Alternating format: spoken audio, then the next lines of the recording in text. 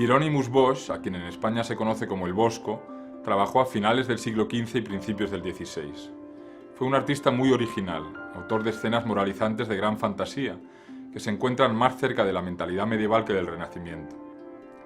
Esto no quiere decir que no fuera un hombre de su tiempo. Su pintura tuvo mucho éxito y fue muy imitada. Incluso sabemos que se falsificó desde fecha muy temprana. El Bosco nos recuerda una idea importante que quiero comentar. Nuestra manera de ordenar el arte es artificial. La rama de las humanidades que conocemos como historia del arte no es un mero resumen o un reflejo perfecto de hechos que acontecieron. Es una teoría, una interpretación de esos hechos que nos sirve para explicarlos. La pintura del Bosco encaja con dificultad en una historia del arte que busca lo que cada artista y cada época tienen de novedoso.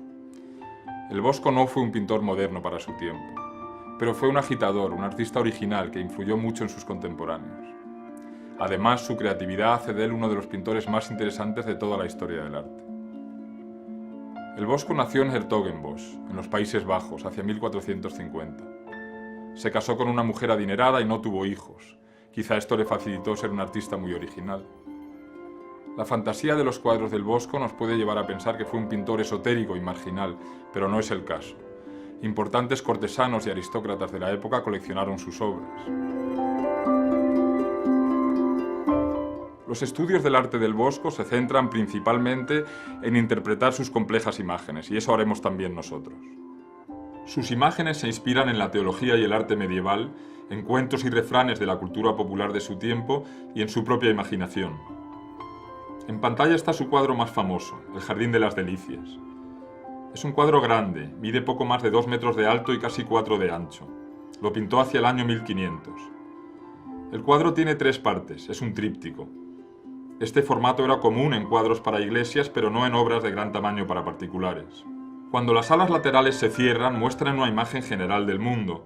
Cuando se abren, aparece lo que vemos aquí. A la izquierda está el paraíso terrenal con la creación de Adán y Eva. En el centro se ve un mundo habitado por jóvenes. A la derecha vemos el infierno.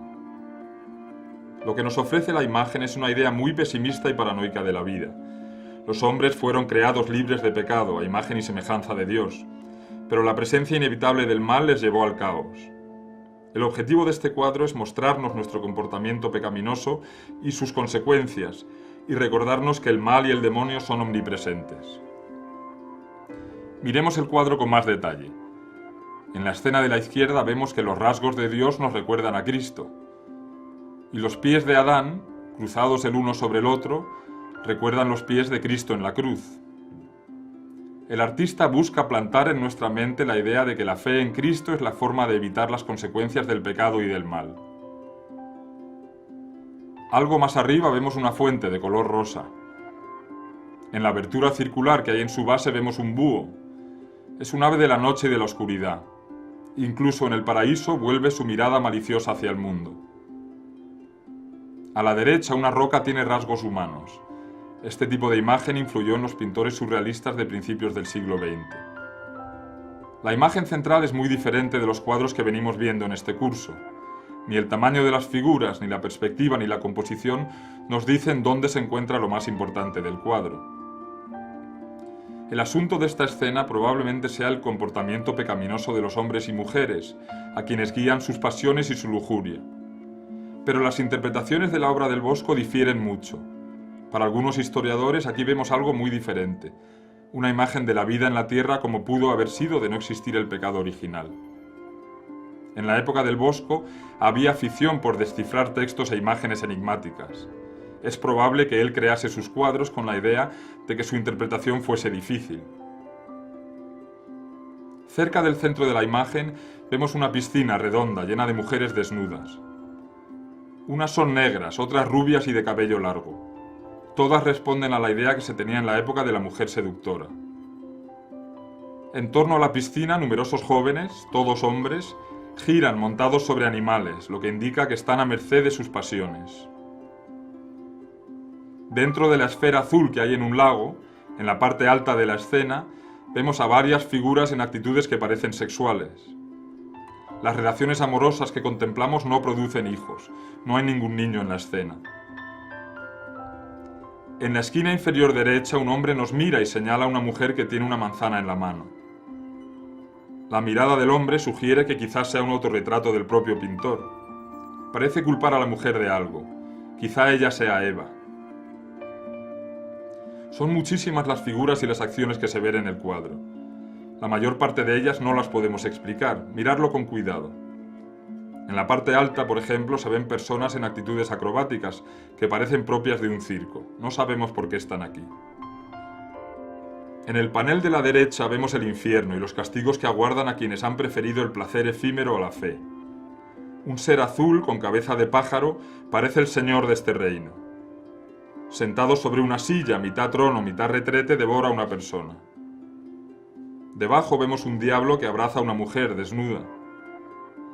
Ella se observa en un espejo que otro monstruo lleva sobre las nalgas. Más abajo, en la esquina, un cerdo vestido de monja seduce a un hombre para que éste firme un testamento en su favor. Unos gigantescos instrumentos musicales parecen herramientas de tortura. Vemos a dos personas crucificadas sobre un instrumento que es mitad arpa, mitad laúd. En el centro de la escena vemos un hombre medio cascarón, medio árbol. Su rostro tal vez sea un autorretrato. Nos mira con actitud irónica, como diciendo que no toma partido, que simplemente nos enseña cómo somos nosotros y cómo es el mundo. En la parte alta de esta escena vemos que el infierno es oscuro. En él hay guerra, muerte y demonios.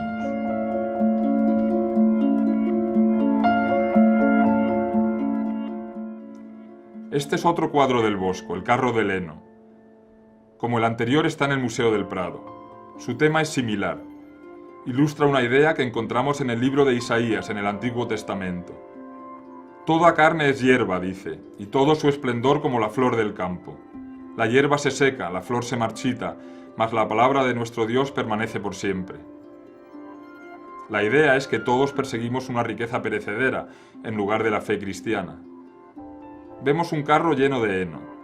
Un grupo de monstruos lo conduce desde el lado de la creación, a la izquierda, hacia el lado del infierno, a la derecha. El Bosco es un gran pintor de estados de ánimo. A pesar de su fantasía, sus personajes son muy creíbles. En la parte inferior, junto a su firma, vemos a varios personajes que consiguen heno a cambio de sus actividades fraudulentas. Algo más arriba, un hombre le corta el cuello a otro que yace con los brazos en cruz. Más arriba aún, un grupo de personas pelea por acercarse al heno. Uno de ellos tiene la pierna entre los radios del carro. Pronto se le romperá. Encima del carro de heno, un diablo que toca una extraña trompeta guía la actitud de las dos parejas. Como en el cuadro anterior, la música se usa como metáfora de la seducción y de la tentación. Un hombre mira desde detrás de un arbusto. Tal vez sea el artista, o nosotros, los espectadores. El ángel contrasta con las demás figuras. Parece inocente, sereno. Su mirada hacia el cielo nos revela el significado de toda la escena. Aquí encontramos a Cristo, el único camino hacia la salvación. En el arte del Bosco hay una paradoja. Su idea del mundo es terriblemente negativa, muy pesimista. Y sin embargo sus cuadros resultan divertidos. Los colores que usa y muchas actitudes de las figuras son alegres. La explicación de esta aparente contradicción es que el Bosco es un pintor satírico. Critica el mundo a través del humor, de la exageración y del ridículo. Por último, fijaros en el paisaje que se extiende hacia el horizonte. Este tipo de paisaje del Bosco inspiró al siguiente artista a quien veremos en este curso, Patinir.